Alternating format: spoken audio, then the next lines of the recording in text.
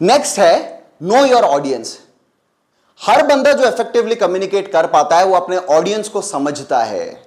देखिए, आपने रैलीज में देखा होगा जब कोई भी पॉलिटिकल लीडर आते हैं वो किस भाषा में बात करते हैं, उनका रेट ऑफ स्पीड कितना होता है, उनकी ऑडियंस के बारे में वो जानते हैं, वो रिसर्च करते हैं, फिर उसके हिसाब से वो प्रेजेंट करते हैं और तब जाके ऑडियंस के साथ वो कनेक्ट कर पाते हैं। अब मान के चलिए कि मेरे सामने हिंदी स्पीकिंग ऑडियंस है और मेरा जो कम्युनिकेशन स्टाइल है वो या तो इंग्लिश में है या तो किसी दूसरे लैंग्वेज में है, फॉर एग्जांपल तेलुगु में। क्या मैं कनेक्ट कर पाऊंगा? The point is no. अच्छा, मैं क्यों कनेक्ट नहीं कर पा रहा हूं? क्योंकि यार मेरे सामने जो ऑडियंस है ना यार, वो मैक्सिमम हिंदी स्पीकिंग ऑडियंस है। सो मेरा मीडियम ऑफ कम्युनिकेशन क्या होना चाहिए? हिंदी स्पीकिंग होना चाहिए। Next, I need to know कि व्हाट इज देयर नीड। अगर मैं प्रेजेंट कर रहा हूं यार, तो मेरा पहला थॉट प्रोसेस ये होता है कि मेरे सामने जो ऑडियंस आ रही है उसका नीड क्या है, and based on the need I will design and deliver, right? तो to be an effective communicator आपको भी ये समझना चाहिए कि ऑडियंस कैसा है आपके सामने एंड उनकी जरूरतें क्या है, फिर आप पिच कीजिएगा। तब क्या होता है कि आपकी कम्युनिकेशन स्टाइल में इफेक्टिवनेस बढ़ता है और वो दिखता भी है, राइट? नेक्स्ट है पेस योरसेल्फ। दोस्तों, राइट पेस का यूज होना बहुत जरूरी है, बिकॉज अगर पेस में गड़बड़ी हो गया ना तो फ्लो टूट जाएगा। सो पेस इज आप 1 मिनट में कितना शब्द बोलते हैं यह जानिएगा। हो सकता है कि आपने बहुत ही स्पीडली बात कर लिया, अब सामने वाले समझे कि नहीं समझे इसकी गारंटी नहीं है ना दोस्त।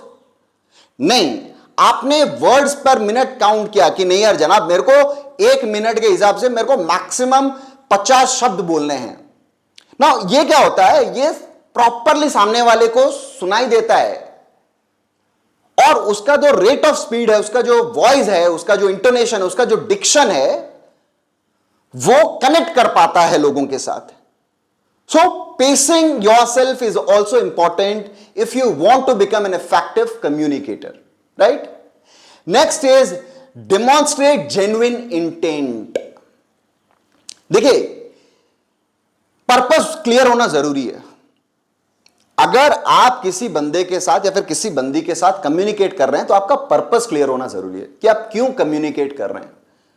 अब मान के चलिए अगर पर्पस क्लियर नहीं है, फिर आप डायलेमा में रहेंगे और आप कंफ्यूज्ड स्टेटमेंट्स देंगे।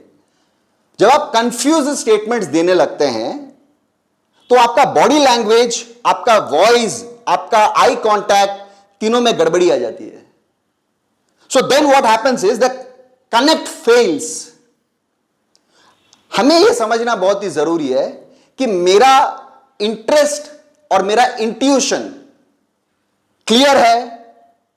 क्या मैं जानता हूं कि यही मेरा पर्पस है ना? एग्जाम्पल के तौर पे यार, जब से मैंने अपने बारे में जाना है, मेरी जिंदगी का मेन पर्पस है ट्रेनिंग देना, और इसमें कोई शक नहीं है कि मैं जिंदगी के आखिरी सांस तक मैं सिर्फ ट्रेनिंग देते रहूंगा, because that is the purpose of my life. I have genuine intent. So you should also get to know that कि जब कभी भी आप किसी भी बंदे के साथ या फिर किसी भी बंदे के साथ कम्युनिकेट करते हैं, आपका जेन्युइन पर्पस है, ऑटोमेटिकली इफेक्टिवनेस रिफ्लेक्ट करेगा वहां पे। नेक्स्ट है सेल्फ अवेयर। जितने भी लोग इफेक्टिव कम्युनिकेटर है वो लोग अपने बारे में जानते हैं कि मैं कौन हूं, मैं क्या करने वाला हूं और मुझे क्या चाहिए। यही गौतम बुद्ध कहते गए थे कि अपो दीपो भव, स्वयं के दीपक खुद बनो, be the light unto yourself. एक सवाल जो हमेशा आपको अपने आप से पूछना चाहिए कि मैं अपने बारे में कितना जानता हूं। ऑन अ लाइटर नोट दोस्त, नो डिसरिस्पेक्ट टू एनीवन, देखिए औरों से किया हुआ मोहब्बत आपको या तो आबाद करेगा या तो बर्बाद कर देगा। ये 2 ऑप्शंस है और इतिहास सभी को मालूम है। लेकिन खुद से किया हुआ मोहब्बत आपको सिर्फ आबादी के रास्ते में लेके जाएगा। आप ग्रोथ के मार्ग में चलोगे। अब खुद से मोहब्बत जो इंसान कर लेता है, इसका मतलब उसको उसके बारे में मालूम है। आज सचिन तेंदुलकर, अमिताभ बच्चन साहब, ये लोग इतने बड़े पोजीशन में इसलिए पहुंच चुके हैं क्योंकि उनको मालूम था कि वो कौन है।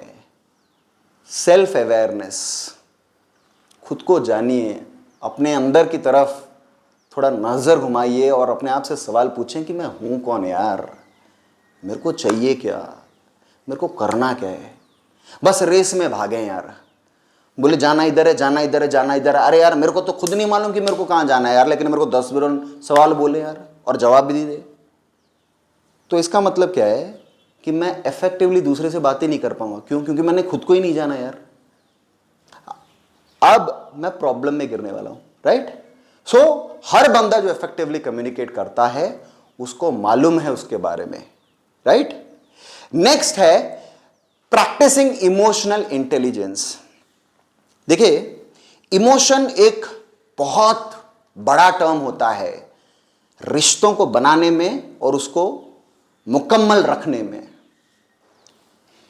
एक हर रिश्ता जो बिना इमोशन से जुड़ा हुआ है वो आज नहीं तो कल टूटना ही है।